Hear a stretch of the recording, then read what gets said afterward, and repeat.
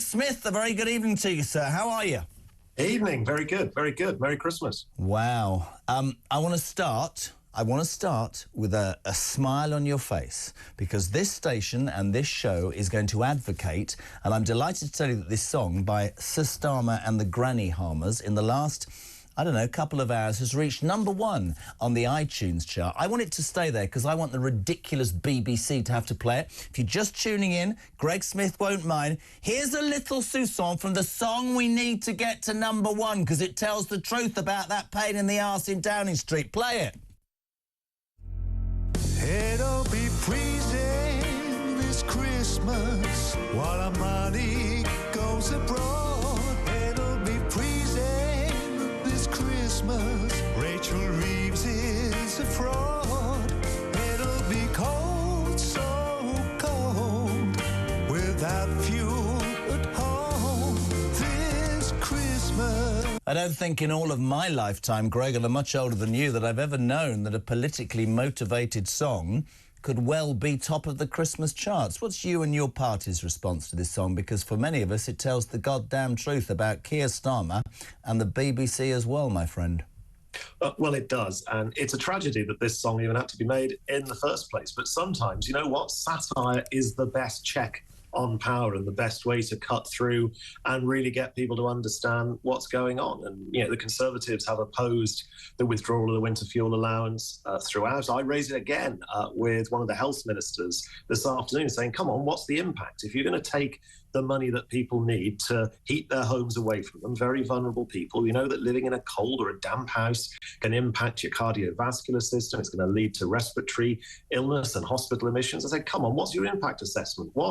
What's going to happen to add to all the winter pressures in the NHS? No answer, just waffle and the usual political nonsense that sometimes happens in the House of Commons. This is a very serious issue. And what this song is doing is using satire, is using the platform of music to be able to get that message across. And the fact that BBC are trying to say they don't want to play it.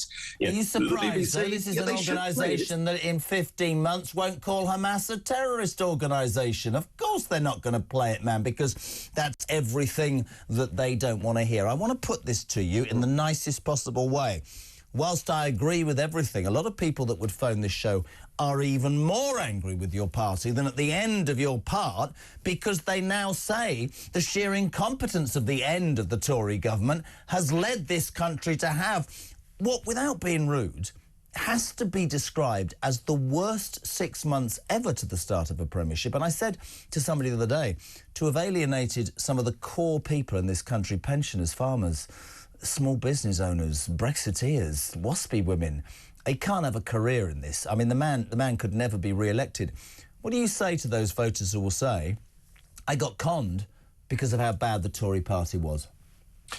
So, look, I understand it. There's no sugarcoating it. We had the most almighty thumping in the general election on the 4th of July. And I've been very clear since that election. So has Kemi Badenoch, actually, our new leader, that we've got to put our hands up to the mistakes that we did make that led to the public rejecting us and throwing us out of power in, you know, quite a big way back in July. And we've got to build that trust back. We've got to re-earn the right to be heard, frankly. You know, you said earlier that, you know, people had stopped listening to us, and sometimes that happens in politics, and we've got to re-earn the right to be heard all over again. And part of that is holding this government to account and pointing out where they're failing pensioners and farmers and businesses and anybody who employs anybody and creates jobs in our economy and so forth. Yeah, this is a horrendous government that has got a really left-wing agenda.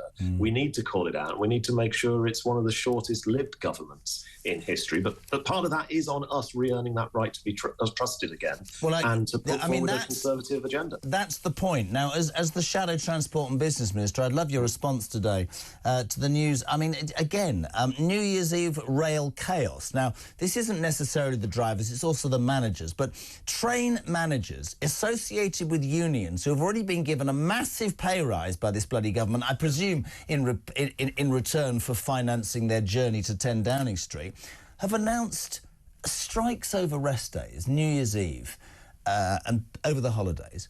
I mean, to fellow workers, but perhaps even more cynical, as somebody said just now, every Sunday for 5 months. Now, you're much younger than me, right? But I remember what happened, and I keep saying it for a reason. I remember 79.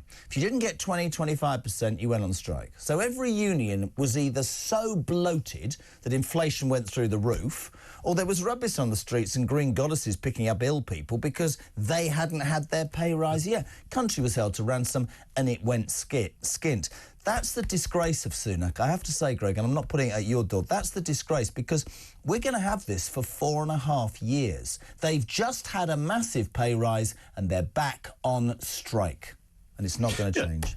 Look, if you feed the alligator, it's going to keep snapping at you. Yeah. And that's what has actually happened here. The Labour thought they would just bend over and give the unions what they asked for, and they've done that in terms of these bumper pay increases we've seen, certainly in the railways. We've seen that under Shadow Minister on responding to the Employment Rights Bill. I mean, that is a really left-wing, dictated to the government by the unions bit of legislation that is causing businesses up and down the country to say, we're expecting lower profits, we expect to employ fewer people, we're probably going to have to lay people off. These are the engines that actually make money for our economy, that actually fund the public services. I don't think they even understand the Labour Party. Walking all over them. I know, and I don't think they even understand that if you build a business, a small business, which grows, you employ people, and the profit and the money that you make permeates down to the economy and people benefit. They see anybody earning over a certain amount of money, bar train drivers, obviously on 81 grand for a 4-day week, just thought I'd get that in, they will consider that against what they believe in. But what I wanted to say to you was, and this is really important, I actually think it was our last guest, Brendan O'Neill. The Labour Party has lost the working class vote. They do not represent anybody north of Watford Gap. I believe they got on and in because of the incompetence of your party. How do you imagine, up against reform and all the slick stuff that goes on, how do you get that ear open again? How do you get through to those people, Greg? So we've got to be very open and honest. We've got to put our hands up to the mistakes that we made. We've got to admit that. And now we've got to get on with 2 jobs. We've got to get on with the technical job of opposition, calling out the Labour government, trying to build that pressure up in the pressure cooker to get them to start U-turning on some of their absolute worst excesses. But we've also got to do, which Kemi has started through our policy commissions, coming up with a comprehensive, good, conservative offer to the country for the next general election based on our values, our principles, and things that I think the country actually want to see. Well, where we can actually be credible about offering lower taxes that will get prosperity going, that will get businesses the confidence to employ more people and to grow and to ensure that we've got the sort of country that we all want to see. That's not going to happen overnight. No. There's no way I can sit here on your show this evening and say all the things that are going to appeal to the British public at the next general election. We've got to go through that process slowly, methodically, and with real clarity and vision. And then we can go to the country and hopefully make people excited about the Conservatives again. Let me tell you, as an ex-Tory voter, very honestly and very candidly with you, I voted Reform. I'm 59, and I'll tell you why. And I took real exception to your old leader. That's why I didn't vote for you, right? When he described a vote for Reform was a vote for Labour, but then he said Reform are far right. Greg, I'm 59. I was brought up on low taxation, strong military, strong police, not a fear of crime. Criminals were scared of the police. Yep. Strong borders, right? All those things that somehow some parts of the press, when Reform jumped up and said, that's far right. That's not far right. For me, the Tory party went to the centre, under Johnson as well, started talking about green issues. They need to get back to Tory values because, in my mind, Reform are going to grab that rug from under your feet. That's the battle that you have. Can you ever see a situation where Reform and the Tories get together to beat this Labour Party?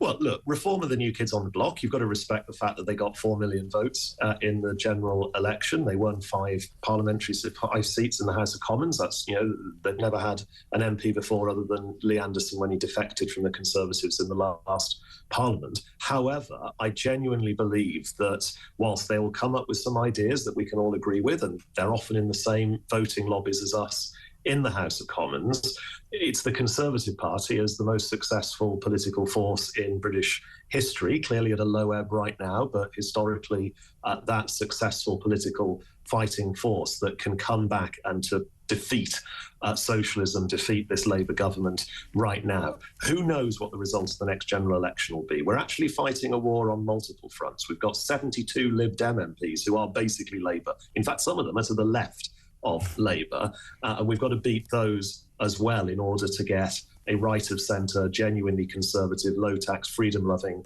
government back into the United Kingdom. Listen, it's always great to have you on, Greg.